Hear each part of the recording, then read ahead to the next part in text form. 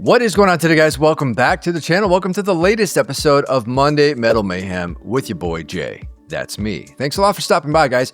Real quick before we get into the video, a quick PSA. I just want to say thank you and a huge shout out to all of my new subscribers. You guys rock. You are the reason why I'm making these videos, and I hope to continue to grow the channel, and with your help, I'm sure I will. Hopefully you guys are getting some kind of benefit or some kind of value from these videos as well. If you are, please let me know in the comments down below. And if you're not, don't leave a comment because I don't want to hear from you. I'm just kidding. Let me know what's going on with you guys out there. Okay, so the latest episode of Monday Metal Mayhem is finally complete. And I try to do these on a weekly basis, and I end up beginning every one of these episodes with an apology saying, sorry, I didn't do this last week. Anyways, the song is done and pretty proud of it. And if you're like me, let me know if you guys feel the same way. When you are writing music or you're recording music at home, you kind of feel like it's never really quite complete. For some reason or another, you feel like there's something you need to change, alter, tweak. I always feel that way. So whenever I think a song is done, quote unquote done and mixed, it still feels like it could use a little bit of something. To my own personal taste, I feel like it needs a little more polishing. You might feel differently with your music. I don't know. But for me, it's like the saying goes, perfection is the enemy of good. Sometimes we have created something that is good or very good, but we're always seeking perfection and we're never quite happy with what our result is, what we have. So I need to start getting into the mindset of like, it's complete. This is what it's going to be. Maybe my next track will be better because, I always want to strive for 1% better every time. This week's episode of Monday Metal Mayhem is pretty cool. I'm pretty excited about this song, and I'm going to play it for you guys in just a moment. But I just want to preface it by saying this week's episode was a little bit different for me. So I sprinkled in a little bit of EDM, which is a kind of music that I've been listening to for decades now because I'm a lot older. And, back in my day, we called it techno, right? Everything kind of fell under the umbrella of techno. Now it's all called EDM. Whatever, it's the same thing. It's dance music. It's electronic based. And there are a million subgenres of it, right?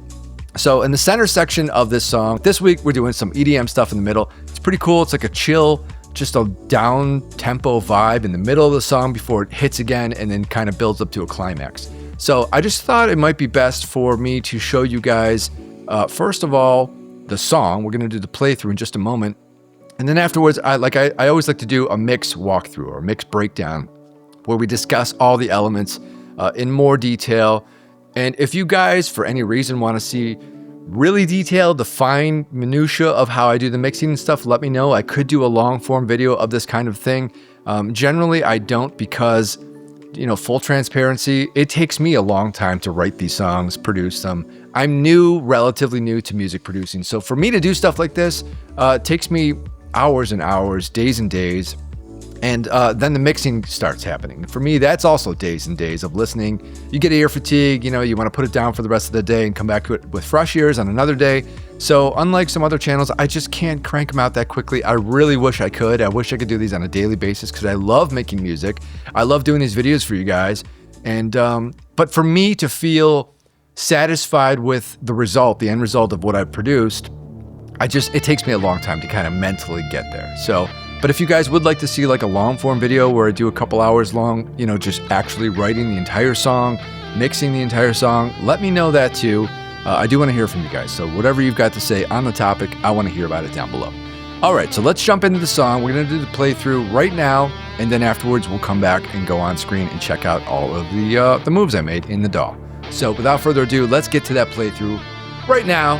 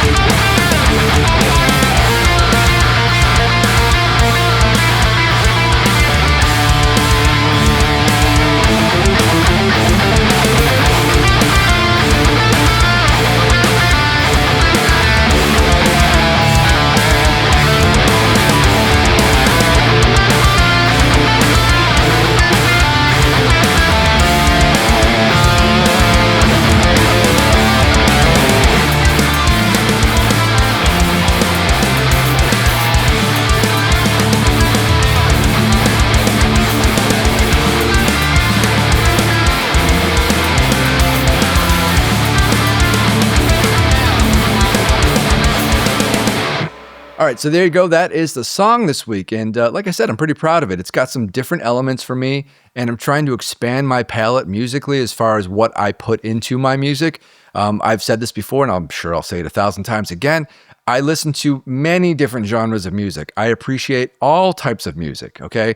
I'm not always dressed in all black because although I like metal, there's other aspects of my life, right? I like jazz, I like classical music, I like classic rock music, I like soul, hip hop, all sorts of stuff, and obviously EDM, which is why I put that in this song. I think going forward, I would like to gravitate towards more techno and EDM elements in my music because that's really where my heart is. I like the heavy stuff. I like the heavy riffs. I like the heavy dance beats and all that kind of stuff. So I kind of want to meld that all together a little bit more, and I will try to do more of that in the future. So let's jump into the DAW now and take a look at what we've got going on here. So in the beginning of the song, I got to put my glasses on, guys. I can't see shit without my glasses. Okay, in the beginning of this song, we just have something that I pulled off a splice, which is just this guy here. And you can't hear it because I didn't solo it.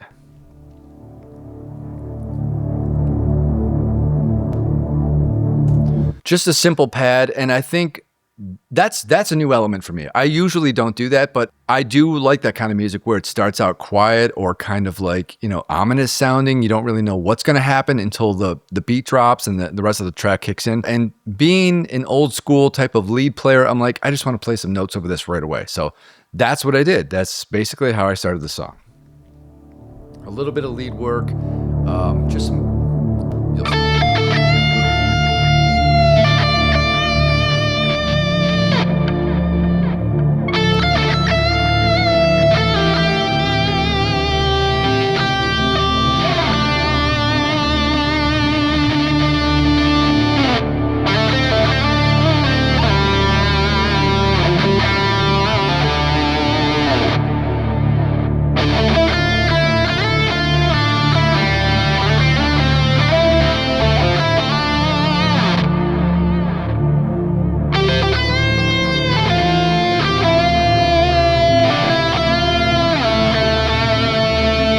kind of giving me like Pink Floyd vibes there, kind of like modernized version of like Pink Floyd type stuff, which I thought was really cool because I happen to love Pink Floyd. So it wasn't intentional. I was just like, I found a nice lead tone.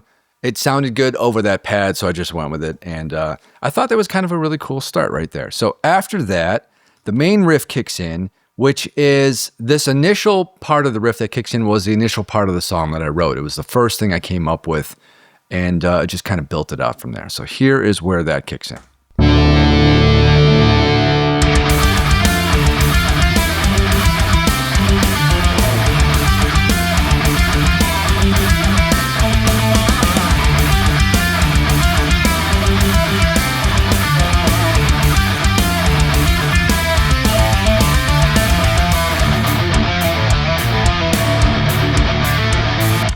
And then that 4 on the floor beat is just so hard and so simple. And I came up with that because I mentioned this in the previous video that I tend to write my riffs with usually neural DSP. That's usually what I gravitate towards. And I'll use the metronome that's built in with those amp sims. And it has a nice little drum sound built in there if you want to use it. And I just had the 4 on the floor. They're just straight quarter note beats. And it just hits so nicely. I'm like, I have to use that simple, basic beat in this song. So I did. And it just sounds so good right there. Then after that, this is where the kind of techno section kind of kicks in. And in the background, you'll hear, I've got some automation going with the rhythm guitars. They're slowly fading out. I like to do that as like a cheat code for me, as opposed to having to find new layers or add some additional synth stuff, which can just take more time to write or to find the right sound that works for you. So I'm like, I'm just going to repeat the initial riff and just have it tapered off in the background as part of a fill sequence for this center track, center techno section. I'll get there, guys. I'll get there. Here we are.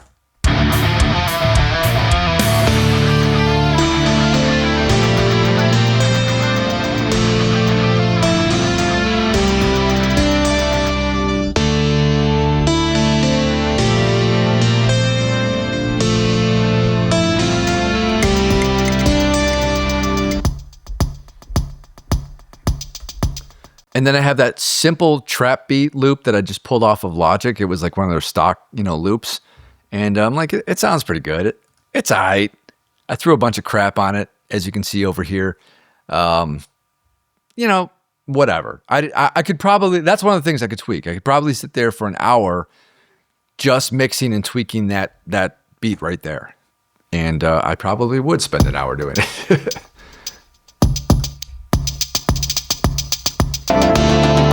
And then at the bottom here, I've got some more synth stuff that kind of kicks in with it. And it all just kind of culminates and sounds really nice. Let's go back here a little bit. Here we are.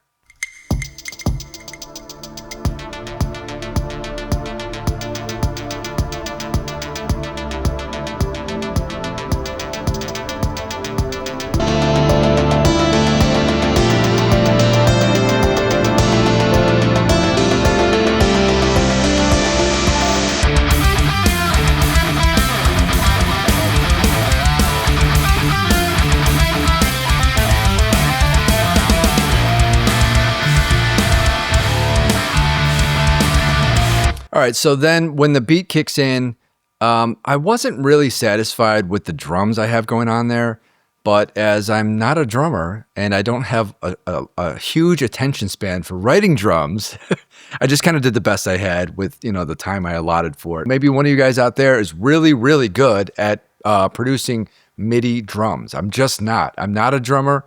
I love how they sound. I just don't like spending a lot of time on it, like this section here, which, kind of sucks, but I mean, it works, right? It works.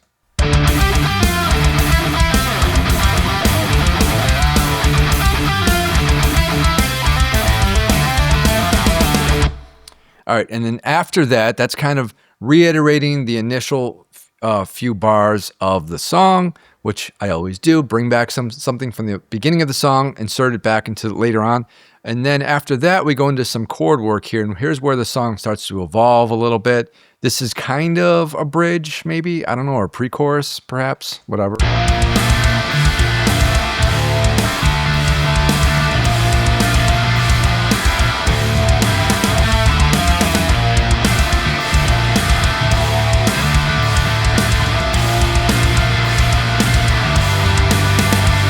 I'm sorry, that's actually the chorus. That whole section is the chorus.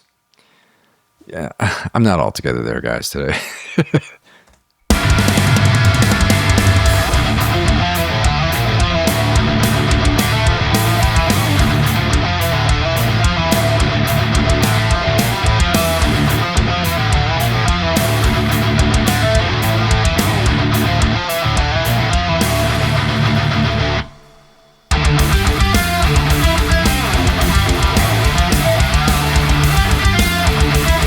So I sort of have an A and B verse section. There's an A section, a B section. There's chorus, pre-chorus. This I would call kind of the bridge, and then the rest of this is all just kind of the finale, outro, just starts to build up from there. And I really love this last section because I do a lot of just chords, full chords with a lot of distortion. And it gets a little more complicated here at the end because I've got multiple layers of guitars going on and they're playing different things. So what I'm going to play for you here in just a moment, I feel like some of this stuff could use a little bit of unmasking. I could use like Track Spacer or something else to kind of unmask some of this stuff, or maybe some multiband compression or some sidechain compression, because all of the elements here at the end of the song need to be heard. I think they all deserve, to be heard, but they're a little muddy, so I still want to work on that stuff. But let's play that now and we'll check it out.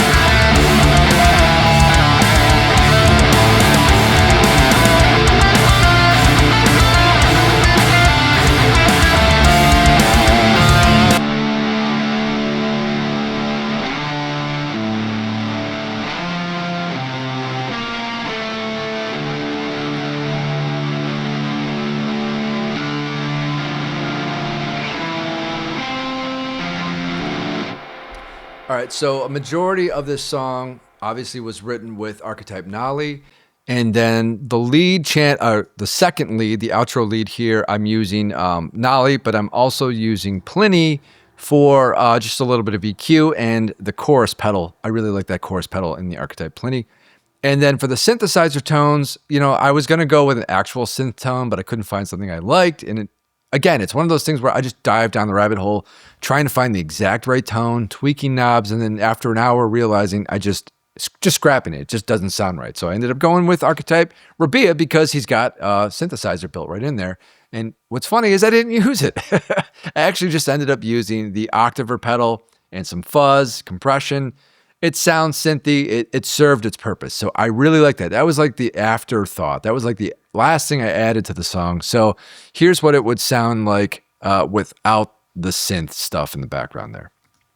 It's still pretty full sounding if you ask me.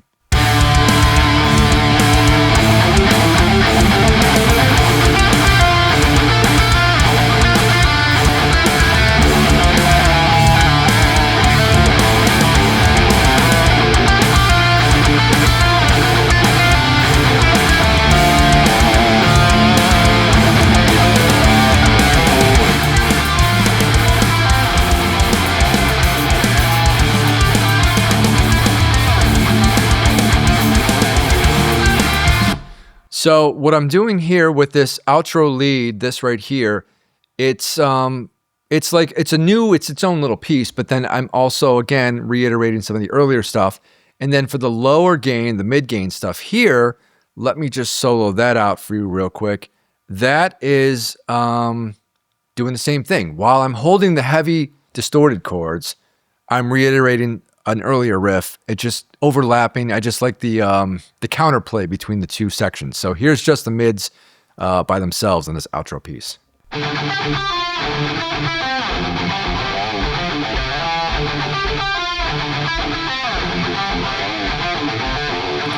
And then we add in the synth on top of that, and we get this.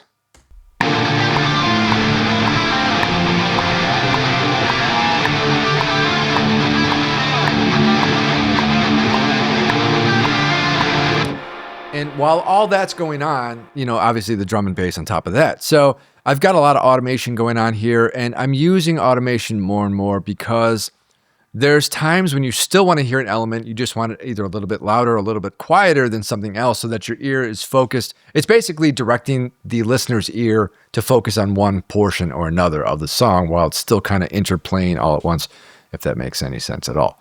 So the mid guitars get a significant boost here at the end, and I make them even swell up a little bit louder just before the very end of the song.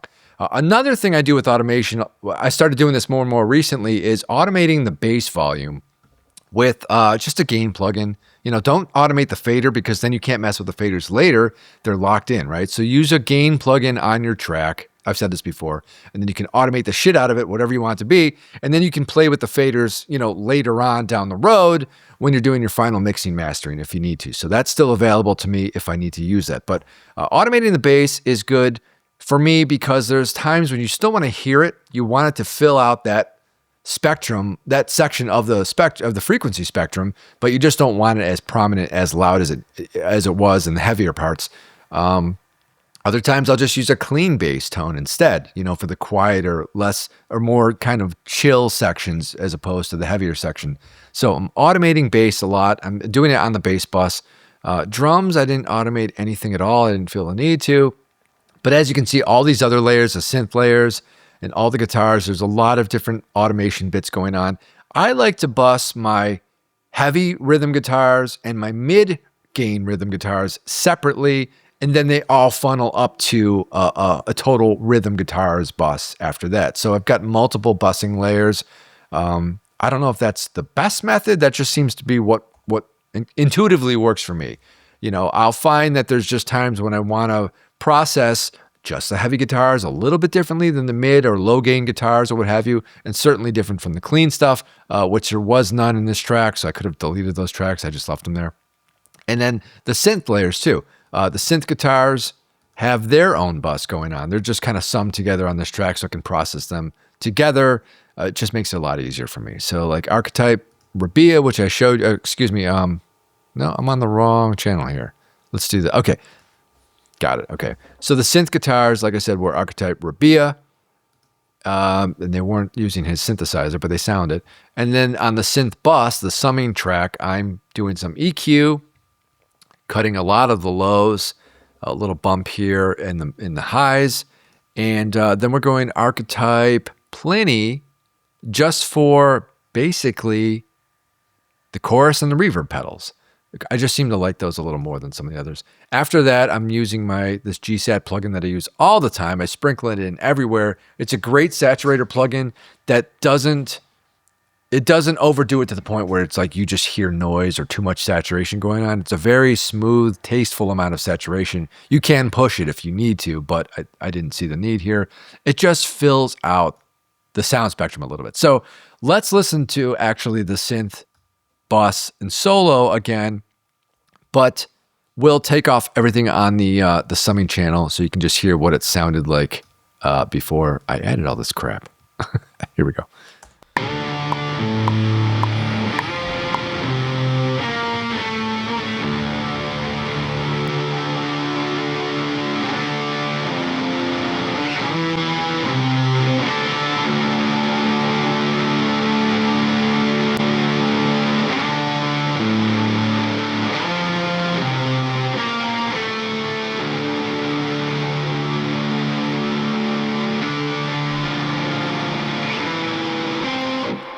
Although I usually don't use a lot of compression on distorted guitars, I felt like I had to here because I wanted the sound to sound. I wanted the tone to sound like a synthesizer and not have spiky dynamics at the pick attack. So I want it to sound very even keel and just kind of continuous level in the background. So I've got a very fast attack here at 2 milliseconds. I've got kind of a medium to slow release, 120, and the ratio here was almost at 5:1. And not much more going on besides that, but I felt like it needed a little bit of compression. I don't, like I said, usually use compression on my regular distorted guitars, and I just want to see if I'm being true to that. I'm double checking. A little bit of compression here on the full guitar bus. Let's see, what do I have here? Yeah, kind of something similar here. I think just to kind of glue it all together. It was kind of like glue compression. It didn't seem to make a huge difference here because I think the vintage Opto is a slower reacting compressor, if I'm not mistaken. I can't remember, but it just sounded right here, just a little bit, but I usually don't use too much of that. So yeah, I did have something different for the bass here. You know, I was kind of flip-flopping, going back and forth on this last bass section. I'm like, I don't know if I want this or that. So I'll often just keep the other stuff on a muted track, or I'll stick it at the end, kind of like in the dead zone, but it's still there in case I ever want to just refer back to it and see if I, might want to change it up, because constantly tweaking my songs, guys, that is my issue. Yeah, so that's the track for this week, guys. Oh, by the way, I didn't mention, I usually like to say this, I wrote this entire song on my on the Schecter DAW 6 right there, right? There it is. I try to use a different guitar every time I write a new track just to keep it interesting for myself. And also, if I've got some new instruments coming in, which I do currently have some new ones to review and demo for you guys, so stick around for that. I like to use those new guitars and stuff for my future tracks. So I'm always mixing it up as far as what guitars I'm using, what tunings I'm using. This was DADGAD. Obviously, I've got it listed, the name here, temporarily as DADGAD, alternate ending. That's another thing. I had project alternatives going on with this initially because sometimes you want to, record a whole bunch of shit and then you want to try something completely different. You don't want to scrap the original stuff, and you don't want to have to really duplicate the project if you don't have to. Yeah, so in Logic, at least, you can create, project alternatives. So essentially, you're just like virtually duplicating the track within the same project folder. So if you want to have completely different editing and different takes and all that stuff, you can. There's a lot of stuff you can do with Logic that I think a lot of people may not know about, I think. Anyways, I don't know how this became an advertisement for Logic.